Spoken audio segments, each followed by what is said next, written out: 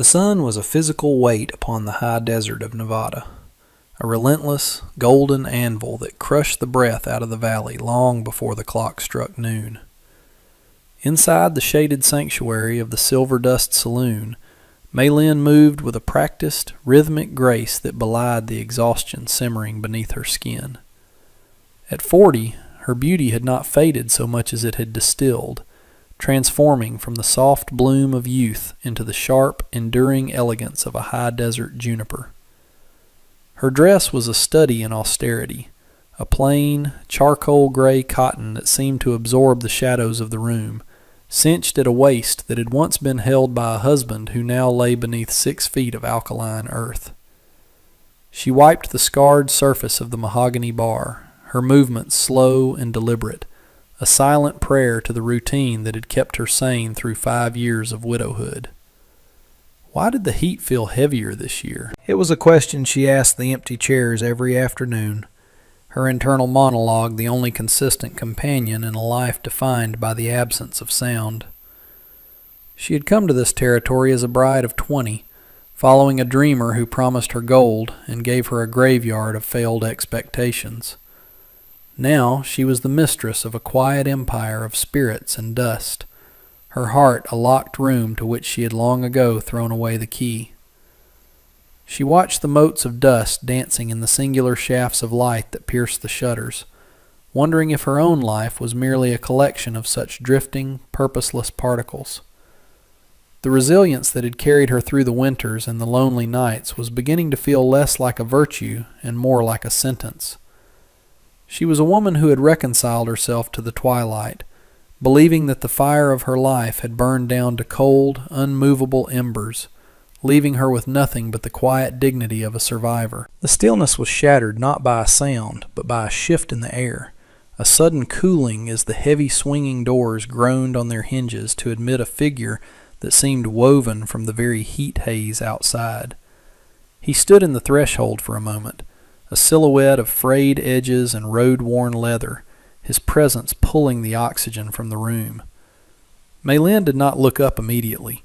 She finished polishing a glass, her hands steady despite the sudden prickle of intuition at the base of her neck. When she finally raised her eyes, she met a gaze that felt like the first breath of autumn after a killing summer. The man was not young, but he possessed a rugged, weathered vitality, his face etched with the topographical maps of 1,000 miles of hard travel. His clothes were caked in the pale silt of the trail, and his eyes, a startling, tired blue, held the look of a man who had seen too much and said too little. He didn't move with the swagger of the gunmen who usually frequented the border towns. There was a heaviness in his shoulders, a profound exhaustion that mirrored the very fatigue Maylin felt in her soul. He approached the bar, the jingle of his spurs a lonely metallic cadence in the cavernous room. He didn't demand attention, nor did he look around with the predatory curiosity of a drifter looking for trouble. Instead, he placed a hand, calloused and stained by rains and gunpowder, gently upon the wood, as if seeking an anchor in a world that had kept him adrift for far too long. He looked at Maylin, and for the first time in a decade, she felt the uncomfortable sensation of being truly seen, not as a fixture of the establishment or a relic of a dead man's life, but as a living, breathing woman standing at the edge of her own horizon. Silas took his hat off, revealing hair the color of sun-bleached rye, and a forehead pale where the sun had not reached it. He did not speak immediately, allowing the silence to settle between them like a shared secret. Maylin reached for a clean glass, her fingers grazing the cool surface as she waited for the standard request for rye or bourbon. Instead, the man spoke in a voice that was deep and resonant, yet held a tremor of vulnerability, like a cello played in a room full of glass. "I find myself wondering," he began, his eyes never leaving hers, "if a man can walk so far that he eventually circles back to the person he was meant to be." Maylin paused, the bottle of whiskey mid-air, the philosophical weight of his words catching her off guard. She poured a measure of the amber liquid, the scent of peat and fire filling the small space between them. Most men who come through those doors are only looking to forget who they are, not find who they were, she replied, her voice steady but infused with a soft, melodic quality that seemed to surprise him. He took a sip of the drink, closing his eyes as the warmth hit his throat, and for a fleeting second, the tension in his jaw relaxed. "My name is Silas," he said. The introduction felt like a peace offering. Mei Lin looked at him, noting the fine lines around his eyes and the way he held his glass, not with the desperation of a drunkard, but with the reverence of a man who hadn't had a kind word or a clean drink in weeks. "I am Mei Lin," she said, the sound of her own name feeling strange and new in her mouth. She realized then that no one had called her by her name in years. She was always the widow, or the China woman, or ma'am. To hear it spoken in her own voice and acknowledged by this stranger was a small tectonic shift in her internal landscape. As the afternoon shadows lengthened, stretching across the floorboards like the fingers of a reaching ghost, Silas stayed. He didn't drink to excess, nor did he attempt the clumsy flirtations she was so accustomed to rebuffing. He spoke of the trail, of the way the stars looked over the Mojave, and of the crushing solitude of a life spent in pursuit of nothing but the next horizon. Mei Lin found herself leaning against the back bar, her usual defensive posture softening as she shared fragments of her own history, the voyage from Canton, the cold winters in the mountains, and the way the silence had slowly become her only friend. "Loneliness is a shadow that follows you even in the dark," Silas observed, his gaze fixed on the flickering light of a kerosene lamp she had just lit. "I've spent 20 years trying to outrun it, only to realize I was carrying the sun that cast the shadow right inside my chest." Mei Lin felt a lump form in her throat, a sudden, sharp ache of recognition. She reached out, her hand hesitating for a fraction of a second before she placed it near his on the bar. "I thought if I stayed still enough, the loneliness would stop noticing me," she confessed, the honesty of the statement frightening her. "I made myself a part of the furniture, Silas. I thought that was how you survived being left behind." He turned his hand over, his palm facing upward, an unspoken invitation. The air in the saloon seemed to thicken with the scent of sage and old wood, the typical sounds of the town outside fading into a distant, inconsequential hum. In that moment, the 40 years of her life felt less like a burden and more like a necessary journey to reach this specific point of intersection. The evening brought a cooling breeze that rattled the shutters, but inside the silver dust, a different kind of warmth was beginning to take root. Silas looked at Mei Lin, and the weariness in his eyes seemed to have been replaced by a flickering, uncertain hope. "I didn't come here looking for a reason to stop, Mei Lin," he said softly, his voice barely a whisper against the creaking of the building. "But looking at you, I feel like a man who has finally found the North Star after a lifetime of cloudy nights. Is it possible for a heart to restart when it's already been declared dead?" Mei Lin felt a tear, hot and rebellious, track its way down her cheek, cutting through the powder and the dust of her long-held reserve. She didn't wipe it away. Instead, she let it fall, a testament to the thaw that was occurring within her. "I used to think that hope was a luxury for the young," she whispered, her eyes locked onto his. "I thought at 40 the story was already written, the ink dry and the pages turning yellow. But perhaps we are just starting a new chapter, Silas. Perhaps the first half was just the prologue." He reached out then, his fingers brushing the stray hair from her face with a tenderness that made her breath hitch. The touch was electric, a grounding wire for all the static energy of her years of isolation. The gun on his hip and the gray dress she wore were merely the costumes of their past lives. Here, in the dim light of a Nevada evening, they were simply two souls recognizing their own reflection in the other. The silence was no longer a void to be feared, but a space to be filled with the possibility of a future they had both stopped believing in, a future that tasted of rain on dry earth and the promise of a long-delayed spring. The next morning didn't arrive with the usual heavy dread that Mei Lin had grown accustomed to over the long years of her solitude. Instead, the light that crept through the gaps in her shutters seemed softer, less like an intruder and more like an invitation. She dressed in the same gray dress, but she found herself lingering at the small, cracked mirror, smoothing her hair with a care she hadn't felt in a decade.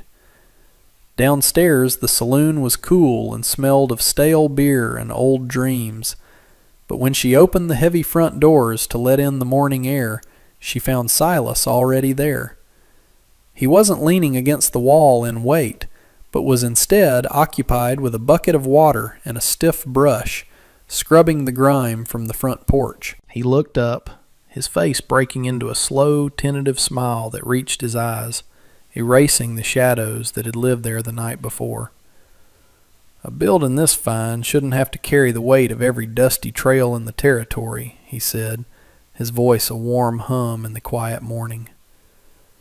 Mei Lin stood in the doorway, her hands folded over her apron, feeling a strange flutter in her chest that she had long ago labeled as a symptom of a dying heart. "You didn't have to do that, Silas," she replied, though the protest was hollow. He set the brush aside and stood, his tall frame casting a long, protective shadow toward her. "I know I didn't," he said softly, walking toward her until the scent of cedar and sun-warmed iron surrounded her. "But I've spent my life taking things, or moving past them before they could take root. I'd like to try giving something back, even if it's just a clean porch." They worked together throughout the morning, a choreographed dance of domesticity that felt as natural as breathing. He moved heavy crates and fixed a loose floorboard that had tripped her for months, while she brewed coffee that tasted of more than just scorched beans. Why had she waited so long to let the world back in? The question echoed through her mind as she watched him, realizing that the walls she had built to keep out the pain had also kept out the light. By the time the afternoon sun reached its zenith, the heat within the silver dust was palpable, yet it no longer felt suffocating. They sat at a small table near the back, away from the glare of the street, sharing a simple meal of bread and dried fruit. The intimacy of the moment was profound, a bridge built of shared silences and the occasional soft clink of a fork. Silas reached into his vest pocket and pulled out a small, leather-bound journal, its edges frayed and darkened by sweat and age. He laid it on the table between them, his fingers lingering on the cover as if it held the weight of his entire existence. "I've carried this for 15 years, he whispered, his eyes searching hers for understanding. "Every place I've been, every name I've forgotten, every sunset I watched alone, it's all in here. It was my way of proving I existed when there was no one around to remember me." Mei Lin reached out, her hand covering his, her thumb tracing the rough texture of the leather. She thought of her own internal journal, the one written in the scars of her heart and the gray of her hair. "We all have our ways of keeping score with the world," she said, her voice rich with an empathy that transcended language. "I kept mine in the stillness of this room, thinking that if I didn't change anything, time couldn't take anything else away from me." Silas looked at her, and the intensity of his gaze was almost too much to bear. "I'm tired of being a ghost, Mei Lin," he confessed, the admission raw and trembling. "I'm tired of being a man who only exists in the margins of other people's lives. When I look at you, I see a home I never thought I was allowed to have. Is it too late for a man like me to put down his burdens and just stay?" The vulnerability in his voice was a physical pull, a tide drawing her toward a shore she had thought was lost to the fog. She realized that his fear was her own, the terrifying prospect of being happy after so long spent in the service of sorrow. The evening brought a stillness that was different from the loneliness of the past. It was a pregnant silence, full of the weight of a choice that would redefine them both. Silas stood by the bar, his hand hovering over the heavy gun belt he had worn like a second skin for most of his life.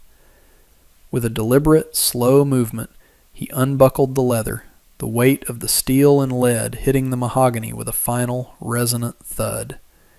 He didn't say a word, but the gesture was more eloquent than any speech.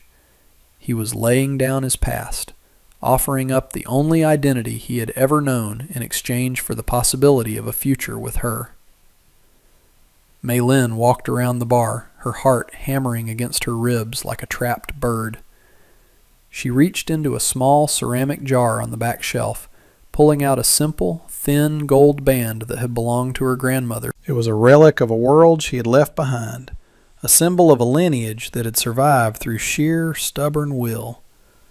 She held it out to him, her palm open and trembling. "I've been waiting my whole life for you, Silas," she said, the words a repetition of a truth she had only just discovered. "I didn't know your name or the color of your eyes, but I knew the shape of the hole you would fill in my soul." He took the ring, his large, scarred hand closing around hers, and for a moment the world outside, the dusty streets, the violent history of the territory, the passing of the years, simply ceased to exist. "I've been a man of many regrets," Silas whispered, leaning his forehead against hers. "But staying here, with you, is the first thing I've done in 20 years that feels like it was ordained by something higher than luck." They stood there in the dimming light, two people who had been broken by the world and had found, in each other, the glue to make themselves whole again. The gray dress she wore no longer felt like a shroud. It felt like a canvas, waiting for the colors of a life shared. As the weeks passed, the summer heat began to mellow into the golden, honeyed light of late August. The Silver Dust Saloon was no longer a tomb. It was a place of quiet, humming life. Silas had taken to the work of the town with a steady, quiet competence, his presence a stabilizing force that the locals had quickly come to respect. He didn't speak of his past, and they didn't ask, sensing that the man he was now was the only one that mattered. Mei Lin felt a transformation within herself that was both terrifying and miraculous. The resignation that had defined her for so long had evaporated, replaced by a fierce, protective hope.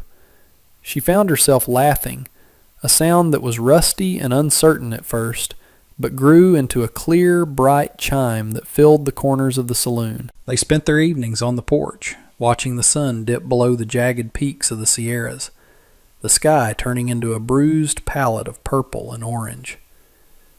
"Do you ever wonder what would have happened if I hadn't walked in that day?" Silas asked one evening, his arm draped comfortably around her shoulders. Mei Lin leaned into him, the warmth of his body a constant reassurance. "I think the universe has a way of correcting its own mistakes," she mused, her voice reflective and peaceful. "We were two ships lost in a storm, Silas. It was only a matter of time before we washed up on the same shore. Why should we spend our energy wondering about the if when we have the now?" He squeezed her shoulder, a silent agreement. The symbols of their isolation, the journal, the ring, the empty chairs, had been integrated into a new narrative, one of connection and resilience. They were no longer defined by what they had lost, but by what they had found in the wreckage of their previous lives. The final days of summer brought a sense of profound fulfillment, a realization that the middle of life was not the end, but a vantage point from which the rest of the journey could be seen with clarity. Mei Lin stood behind the bar one last time before closing for the evening, looking at the room she had once considered her prison. It was now a sanctuary, a place where a weary gunslinger had found peace, and a lonely widow had found her voice. Silas came in from the back, his face no longer etched with the lines of chronic exhaustion, but softened by the ease of a man who knew where he belonged. He took the cloth from her hand and finished the last of the polishing, a small gesture of partnership that never failed to move her. "The stars are out, Mei Lin," he said softly, reaching for her hand. They walked out onto the porch together, the air cool and smelling of distant rain and sagebrush. The vastness of the Nevada sky stretched above them, a glittering canopy of possibilities that no longer felt cold or indifferent. They were 40 and beyond, their youth a distant memory, yet they felt more alive in the quiet of that moment than they ever had in the frantic energy of their earlier years. Was this the peace that people spoke of? The quiet certainty of being exactly where you were supposed to be, with the person you were supposed to be with? Maylin looked at Silas, seeing in his weathered face the map of their shared future, and she knew the answer. The long, lonely walk was over.